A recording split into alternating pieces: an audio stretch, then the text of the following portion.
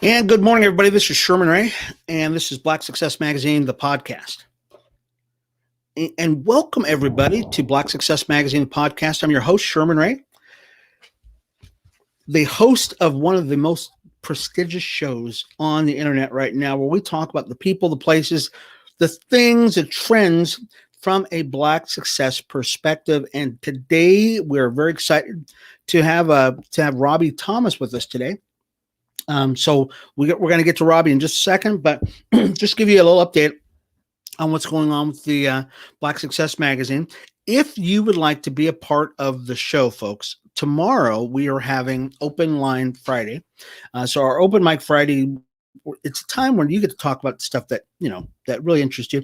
Generally, Monday through Friday, I talk about the things that interest me. But on Fridays, you can just get in there and ask me any question you'd like to ask me. If you'd like your question read on the air, just send me an email at info@blacksuccessmagazine.com, and I will most likely read it on the air. So we're getting a lot of questions during the week, and I generally hold them up till Friday. So just send it to info@blacksuccessmagazine.com. If you'd like to check us out on the web, just go to our website at Black Success Magazine and follow us, folks. Instagram, Facebook, Twitter, YouTube, and Apple Podcasts. So today, once again, it is Financial Thursdays, and we're going to bring in our man on the street, the man who knows it all, Robby Thomas. Robby, how are you doing, Robby? I'm doing pretty good this morning. Thank you so much for that wonderful introduction. I'm not sure I know it all, but I do know some of it. So. Yeah. Well, of course, you are the man who knows it all, Robby. Your depth of knowledge on finances is just, I think it really is impressing a lot of people, and a lot of people watch the show just for this Financial Thursday show, just to get caught up on what's going on in the world of finance. And so today, what are we going to talk about today, Robby? So we just basically want to share some basic concepts, really high-level philosophical ideas on how to look at money. And they're pretty simple, but they're really important for us to sort of get our a good sense, contextualize, if you will, the idea of money. And so we'll share some basic, 6 basic things. There are a lot more, but I think these ones are really cool. Yeah, well, looking forward to that. Let's get caught up on your week, though. I mean, before we get going into that, let's catch up on your week. I know you've probably had a just tremendously busy week. So what's been going on with you? Great week. Meeting with a lot of different groups, a couple of groups that I mentor. We share information, a lot of financial stuff that we talk about, and sometimes we do a Q&A. And then sometimes, we do some presentations. And so a lot of the same stuff that we talk about, I talk with other groups about, in addition to some of the other stuff that we're doing with real estate, affordable housing, things of that nature. So it's a lot of exciting stuff going on. Looking forward to, engaging. Especially here in Las Vegas. I'll tell you, Las Vegas, the real estate market, heating up a little bit more. Do you think what are your prospects for the real estate market here in Las Vegas? Well, fortunately, I think the market has really it's been pretty good. It's been pretty stable. As much as we know that a lot of employees and employers have not been active, meaning that people haven't been going to work. But fortunately, we've had some moratoriums where people weren't evicted. But there's government support that came in that was able to help people get caught up. So I'm thinking that once, we become sort of close to normalized again, we'll definitely continue to see growth in the market. But I'm pretty optimistic that we really haven't seen the kind of downturn or impact from the COVID virus as many might have feared. And so that's a good thing. Yeah. Yeah. And cool. And I think, and I don't know if we should make this an announcement right now. Do you think we should make the announcement about your new role that you're taking on in Las Vegas? Do you want to wait on that, or do you want to do it right now? Why don't we wait on that? I want to create a splash with that. But so, folks, Robby is going to make an announcement, and you're going to want to hear this. Yeah, sure. So very excited about that. So let's talk about. So you got 6 tips about money, or 6. 6 insights into what money is, and I think the Yeah. first one was, and is money is a tool. So, what do you mean by that, Robbie? Go for So it. it's a great thing. Over the course of humanity's march to modernization, we create tools, and we're creating tools every single day. And money has been the most ubiquitous tool in human history, right? And so we can use it for so many different things. And it's really important for us to understand the idea that money is simply a tool. It's not anything other than a tool that can be used to accomplish our purpose, our mission, our goals, all these different things. And it's important for us to understand how to use that tool effectively. So don't think of money as just something that you earn and spend. You really have to begin thinking about it as a tool to further a cause, a purpose, a mission, whether you're a government, whether you're a company, whether you're a household or individual. Money plays a very important role as a tool in human society. Yeah, it's funny, and it's funny you should mention that, because a lot of kids growing up right now don't really understand what money is. I Right. think this is a great thing. So if folks who are watching right now, if you've got kids, maybe get them in on this, because really they may not understand that money is actually a tool to do things, as Right. opposed to, it's just a throwaway thing. It's actually got Right. it's a tool for a reason. I think most of us, obviously we work for money. That's the primary way that we earn money, is through wages. And if you are working, you don't want to take that hard-earned money and not quite understand that there's a purpose for it. And we'll talk a little bit more about that as one of these points. But it's a very essential tool, and it's a tool that is designed for specific purposes. There's some definitions with money, characteristics of money that that particular thing must meet. So money must be fungible. It must be a medium of exchange, and a medium of a store of value. And there's some other, durability and divisibility. Things like that are very important, and that's one of the reasons why we have the kind of currency we have in our society, is because you needed that representation of money, and that's another definition here. But paper is not real money.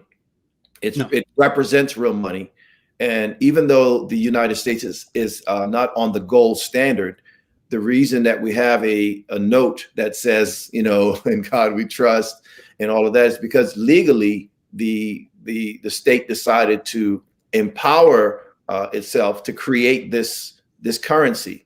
And so even though it's not backed by gold, it can still be used as a medium of exchange. But the actual truth is that's not real money. That's currency that can be used to purchase money. That's another story. Oh, I'll tell you, and it gets deeper, folks. So, Robbie, your second point was that money can be grown. Yes. And invested. What do you mean by that? So essentially, money should be looked at also as a seed. Just like there are principles in nature that we should really look and mirror when it comes to money. And one of them is that money is actually seed. Seed meaning that you have something that you can grow, you can plant or invest, and it can create a return or a fruit.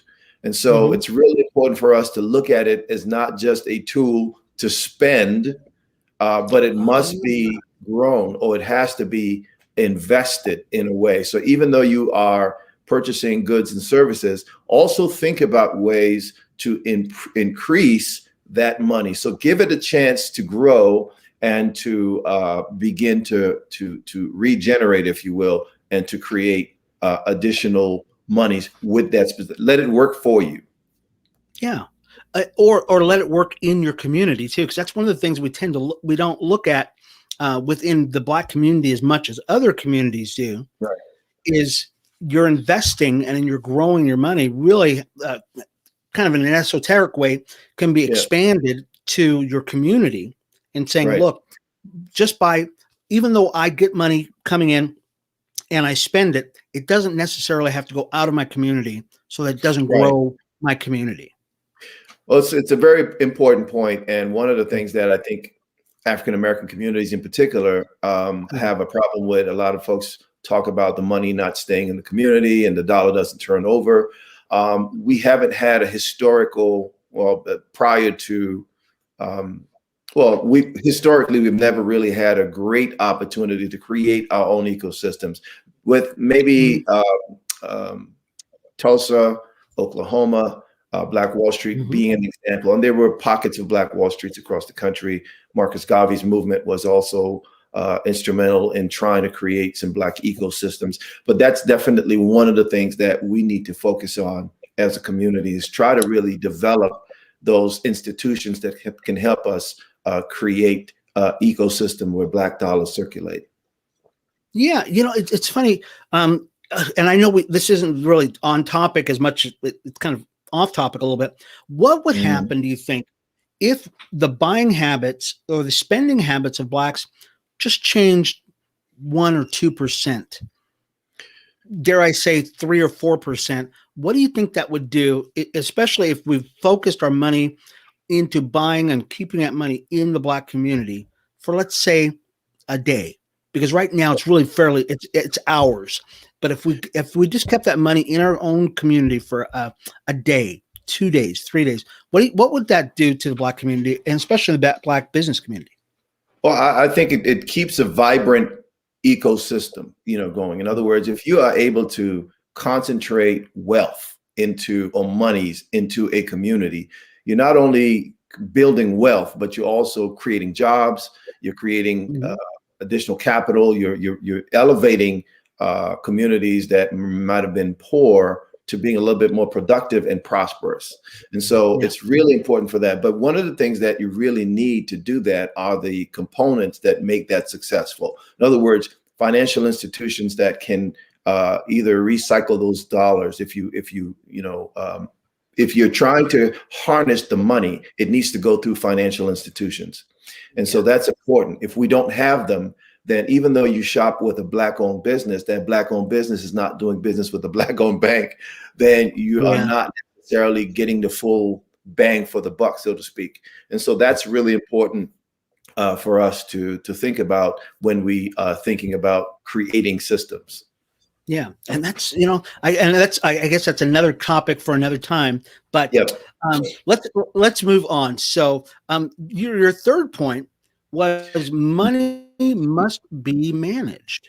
You have to manage. You have to manage money, and one of the things I say to a lot of folks is that if you don't manage your money, then you don't attract. The kind of, this is really a biblical principle as well, is that if you're not faithful over the few things that you have, then you can't be ruled over many things. And so it's really important to manage what you have and maximize it. And so you can't expect to gain more and to attract more resources to you if you're unable to handle that you already have.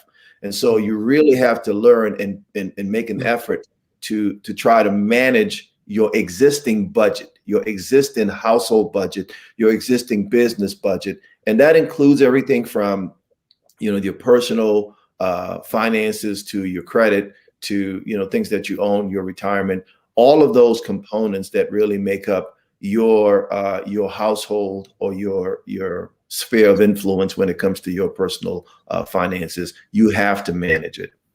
Yeah.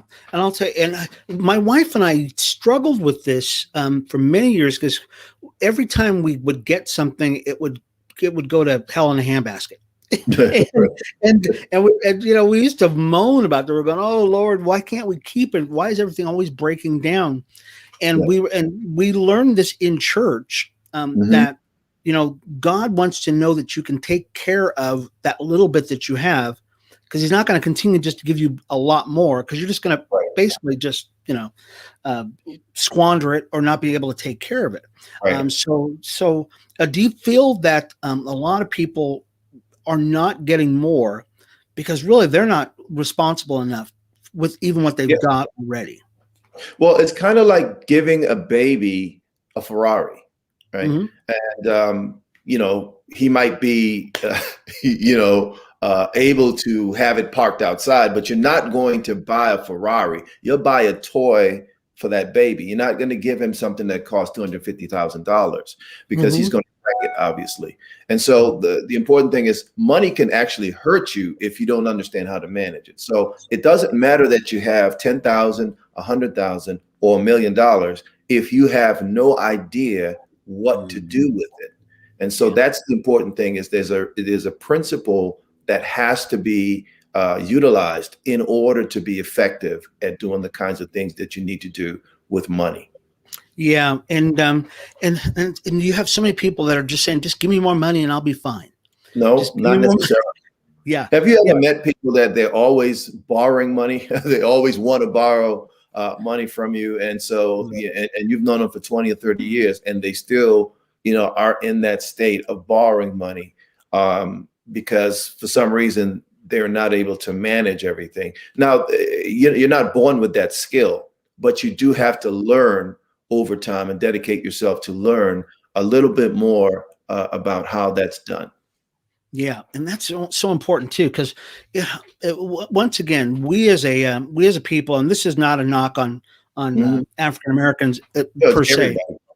It's everybody. Everybody wants more, but then we won't take the time to understand what to do with it. We'll spend a lot of time on our makeup. We'll spend a lot of time on shoes. We'll spend a lot of time on sports or whatever else, but we rarely ever spend any time on the most important things in life, which are family, spirituality, and your finances. Generally in that order. So it's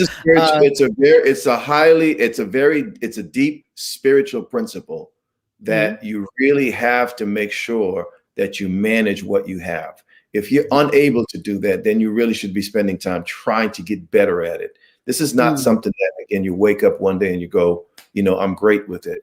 And then part of the history of our culture and our experiences is that we haven't always had the generational understanding of how these types of things are handled, like passing down homes or passing down trust funds or passing down stocks and bonds.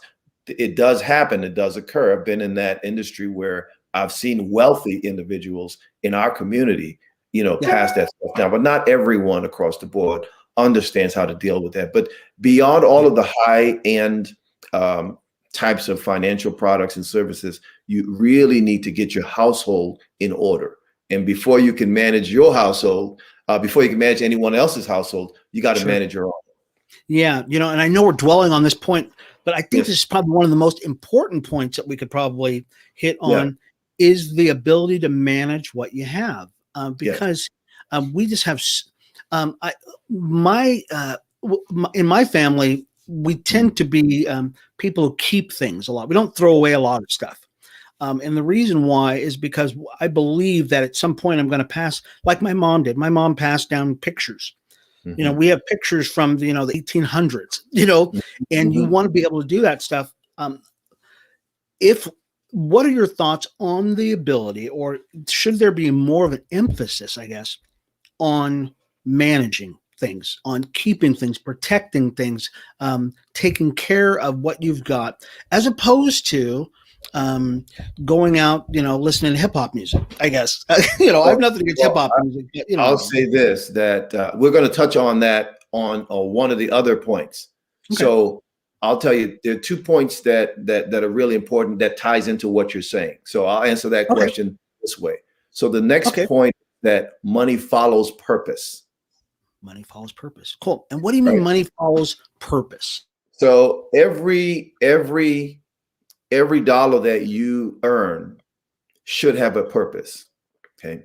And so if you are earning money and your dollars, the money that you earn, wages you earn, do not have a purpose, someone else will have a purpose for you or for that money. And so if you're talking about Amazon has a clear purpose for your dollars. Okay. So Albertsons has a clear purpose for your dollar. And so every utility company has a clear purpose for your dollar. If you don't compete, if you don't have a competing prioritized purpose for your money, then it goes where that purpose is. Does that make sense? Well, so what you're saying, so I'm going to get this cleared in. You're saying that if your money has a purpose, Yes. it's just that you need to make it the purpose that you intend it for, because it Right. does. Somebody else has got a purpose for your money. Exactly. So the point is, you as the earner and the manager must be able to sit down and do a budget and say to this particular $100 of that budget, you will be assigned to this. And then the other part of that, you pay, this is going to be for rent. This is going to be for, utilities. This is going to be for savings or investing, or even for entertainment and recreation. The point is, a lot of people make payments to bills and then they say, well, I have this left over. In a real budget, there is nothing left over. Everything must be accounted for, and everything must have a clear purpose, even if it is recreation or gambling, right? Yeah. So yeah. you got to be very clear about every penny that you earn, and so you can give an account for that. Yeah, because I think the thing that I thought was kind of funny and as a revelation is that Albertsons has a purpose for your money. Absolutely. Amazon has a purpose for your money. And you need to have a purpose. It's kind of like email. I learned this a while ago that I don't look at my email unless I have a purpose to look at that email, because that's somebody else's agenda for me, them sending me an email. I want it to be my agenda. So you're saying the same thing holds true with money too. It's intention. You have to have clear intention. Money doesn't have one way or the other where it's going to go. It doesn't have any masters, so to speak, unless you make it, adhere to a purpose that it's just going to do whatever it's being forced to do, or being influenced to do, or inspired to do. So you have to be very mindful and forceful when it comes to your agenda and your priority. And that's why a budget is really a reflection of a person's priorities. Yeah. Yeah. And I wonder if people just recoil at that word budget, but they really shouldn't. Maybe they should even change the word and saying, I'm the master of my money. So that's what it is. Yeah. That's basically what it is. Sure. Ironically, that's what I have a master's degree in. It's management. And so one of the things I wanted to do when I was, thinking about this is really understanding the concepts of management. But to your point, I think it's really important for us to understand that whatever the resource base or the resources that come into our purview must be very much managed, and it must have a purpose in order for it to accomplish what we want it to do. If it doesn't have a purpose, it basically goes where it's being called or it's being influenced to go. Yeah. Whether that's walking down the street and you see something in a window that you want to purchase, it goes, because you don't have any control over that purpose, over the purpose of that money. Isn't that funny? We're running out of time here, Robbie. Let's go on to the next one too. So two things. Another thing, money amplifies who you are. Sure. And so basically, it doesn't matter how much you have. If you are a lousy person, if you're a person who just, doesn't have discipline, you're basically going to magnify that part of yourself by getting more money. You're just going to have a megaphone. You're going to be a undisciplined person with a megaphone, because money just amplifies who you are. It doesn't change you. A lot of people say money changes. No, it amplifies who you are as a person. If you're a good person, if you're giving and loving and able to be compassionate with money, it will magnify and amplify that. If you're a miser and you're really lousy with money, you're always going to need money, and it will just fly out the window. So it has to be very much a part of who you are. It doesn't matter what you do. If you get more, you get less, you're the same person. Yeah. So like you said, people say that money is the root of all evil, or the love of money is the root of all evil. Yeah.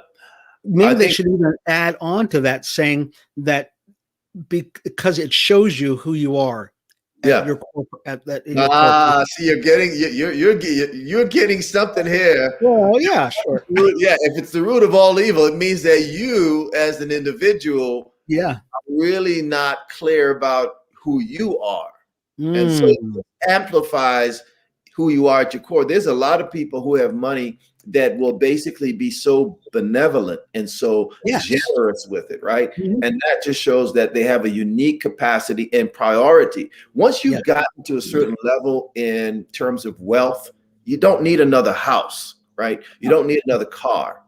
So you've already met all those physical, natural needs. Now the Mhm. next thing is to try to be be a benefactor, be a person Yeah. that is going to be Yeah. benevolent in Mhm. whatever.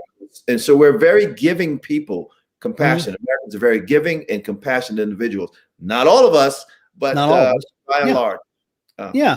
Well, it's funny That's because remember J.C. Penney? You probably, we've all heard of Penney's stores. J.C. Penney, who was a Christian guy, they said he lived on 10% of what he made, and he gave away 90% of what he had. And as opposed to people who do it the other way around, they're going, you know what? I'm making all this money. I'm going to spend super yachts and everything else, priorities. and they never give away anything. Different priorities. A lot of people don't understand that, and they come from a different place, value wise, right? There's a different cultural makeup, different value proposition internally, and so part of who you are in your core is going to be reshaped by how much you have. It's just a megaphone. It's just a tool that will amplify what you do. And finally, money is literally everywhere. So, very unique concept, right? Every book that's behind you has a value. Every shelf there has a value, right? Sure. The polo that you got on has a value. Everything literally, I've trained myself to look at things through a financial lens, in the sense that everything has value, even though you don't necessarily think of it as money. And that's why some people will always be able to find a way to survive, because if you have a talent, if you have something that you can sell, because you may not want that shirt at some point, but someone on eBay, right? Someone on eBay is going to pay you $5 or $10 for it. Right? And so the idea here is to understand that there are some things that we don't obviously think of as money, but everything around us that can be quantified is money. Ultimately, it may not be liquid, but it can be converted to money. And so one of the most important pieces that I've learned in one of the environmental science classes, that the very bees that pollinate flowers, when we think about GDP, we never factor in the value of the bee in pollinating flowers that provide us with food. Oh gosh. So we have to begin to think a little differently about what we deem money and what we deem valuable in our communities and our society. So there's some things that we don't always look at that's obvious. And so we need to sort of retrain our eyes to think about money differently. But everything in money is literally, it grows on trees. It grows on trees. It grows on trees. Isn't that funny? Robbie, we've got to continue this conversation, because this is one of the most fascinating, eye-opening segments that we've done. Because I think it really prioritizes people's their clock. Where are we really putting our priorities? Are we putting it here when it should be here? I tend to think that if you get good at handling your money, really everything else falls in place. So, absolutely. Yeah, Robbie, we'll talk to you again next week. You have a wonderful week, brother. Thank you so much. Appreciate you. All right. And folks, that was Robbie Thomas. Was with us for Financial Thursdays with Robbie Thomas. We'll see him again next week. Maybe we'll expand this conversation just a little bit more, and we will put his contact information in our show notes here, so you can actually check it out. So tomorrow, is Open Mic Friday. If you would like to get your question read on the air, just send it to me at info@blacksuccessmagazine.com. Follow us once again on Instagram, Facebook, Twitter, YouTube, or Apple Podcast. And as always, you can always go to our website at blacksuccessmagazine.com. It's been Sherman Ray, Black Success Magazine, the podcast. We'll see you again tomorrow, 8:30 a.m. Pacific Standard Time. Bye-bye.